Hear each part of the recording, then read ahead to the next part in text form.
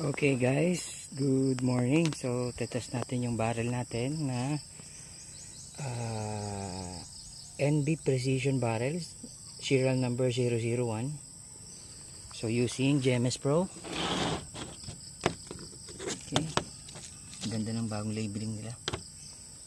So yung target natin, yun, meron tayong camera doon. Okay, lalagay lang natin yung camera dito.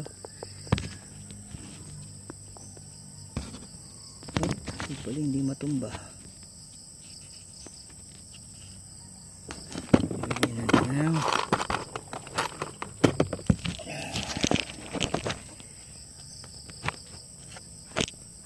Yan, para hindi siya matumba. Okay.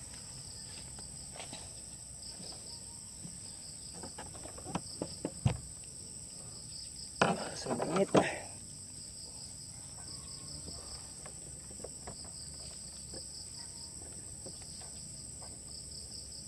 So, check tayo ng 0.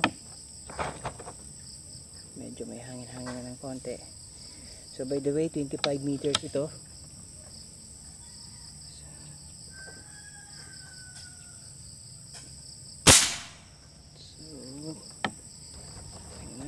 So, nag-0 na kasi tayo kanina. Sine-check lang natin.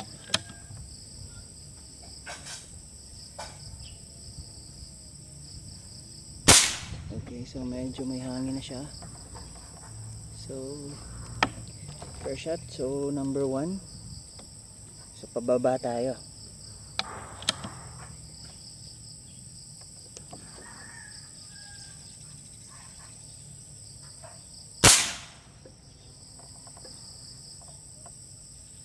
Okay.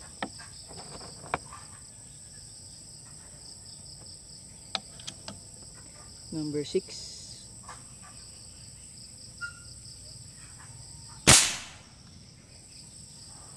Okay, so going nagra-right yung tama natin. Going left pala, sorry.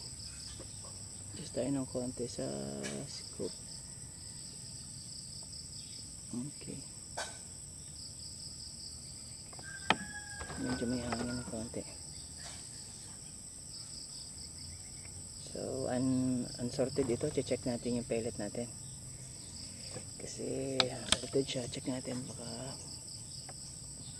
So, number 11.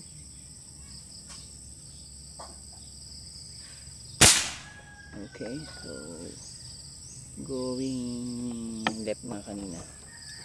Baka gawa ng konting hangin.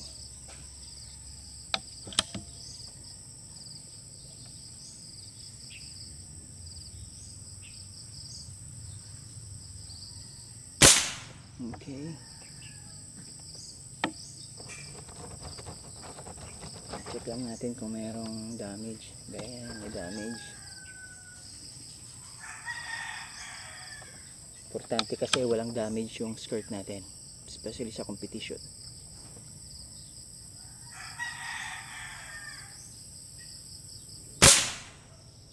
Okay, bumaba siya ng konti pero hagip pa rin yung 10.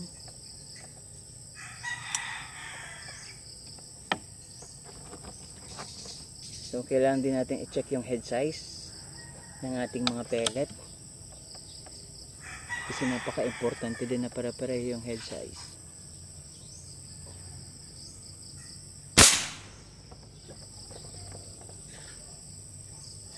Okay.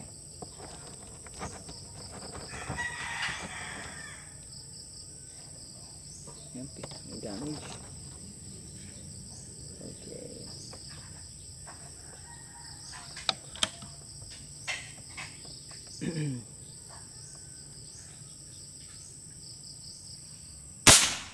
Okay.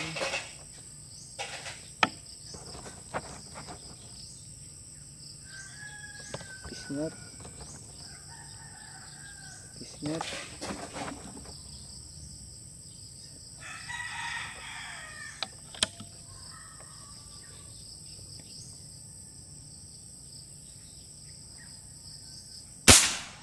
Okay.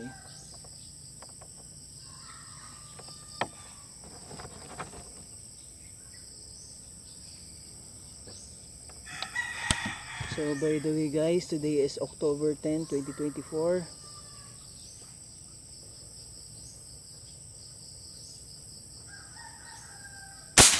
Sa mga nag-aabang ng NB Precision barrel natin, so ito na yung performance nya. So maganda sana kung may scope cam tayo. Hindi pa lang dumarating.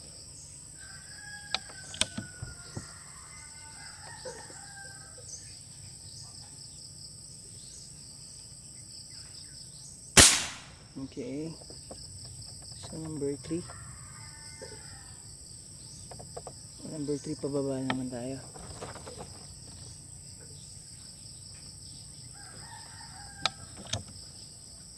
Okay,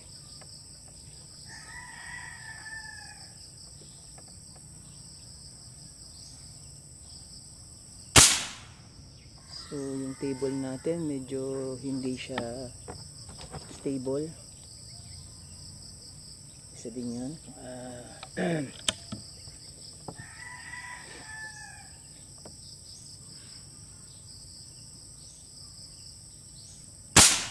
Oops, meron tayong 9. Yung number 8 medyo tumagilid ng konti, so hindi ko napansin yung pellet doon. Okay,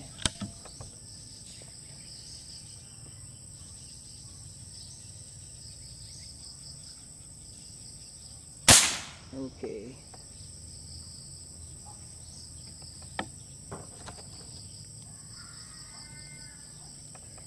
Kailangan talaga check natin maigi yung pellet, especially during competition. So mag down 1 ka lang, wala ka lang kasiguraduhin mananalo ka. So dapat yung aim natin is 100 perfect score. So kung swertehin ka sa X, much better. Ito ng perfect natin is yung goal natin is perfect score dapat lagi. Okay,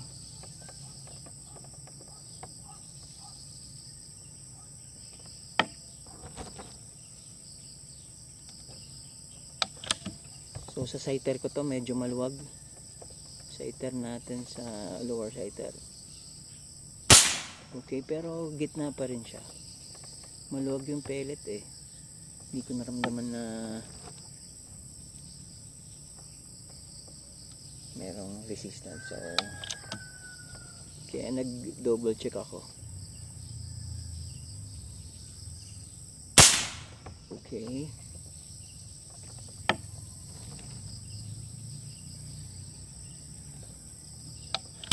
oops, medyo may pisngot ng konti ito. So ipuputok ko to kahit may pisngot siya ng konti. Hopefully mag 10 pa rin. So 10 pa rin siya sabit, kasi meron siyang damage sa skirt eh. Tingnan ko lang kung magte 10 pa rin siya kahit damage yung skirt natin. Pero ano pa rin, 10 pa rin siya.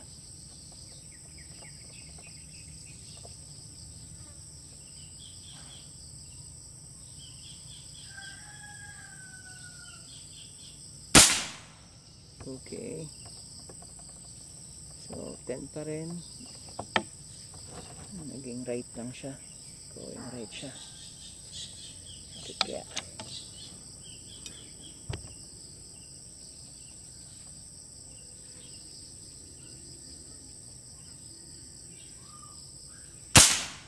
okay,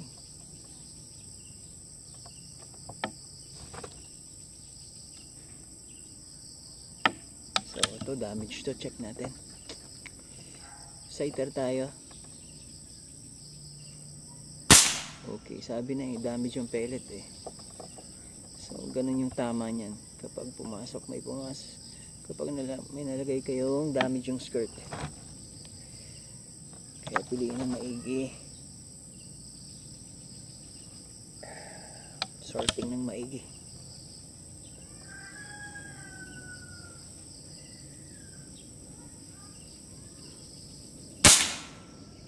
Okay, so 10 pa rin,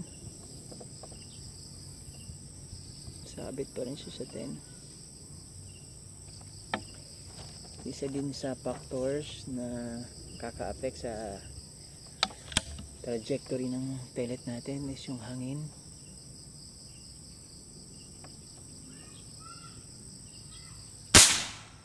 Okay, so as much as possible,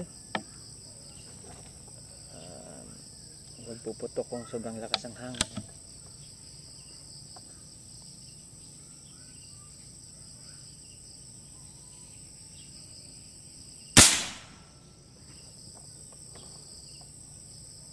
Higit pa rin ng 10.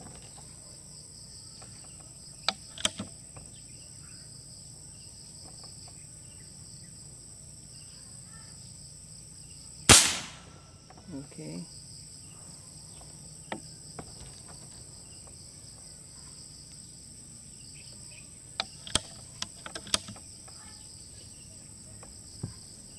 Last 2 shots.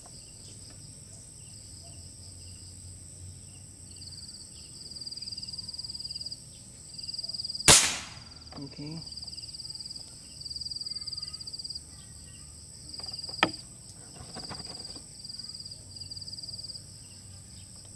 So last one. Minsan malas ako sa 25 eh. Kung alin pa yung last shots na, dun pa ako nagna-9 minsan. No, hindi ko alam, baka excited or kinakabahan din.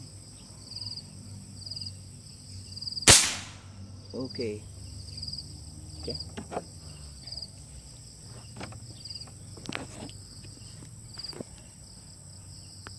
So, okay guys. Puntahan natin.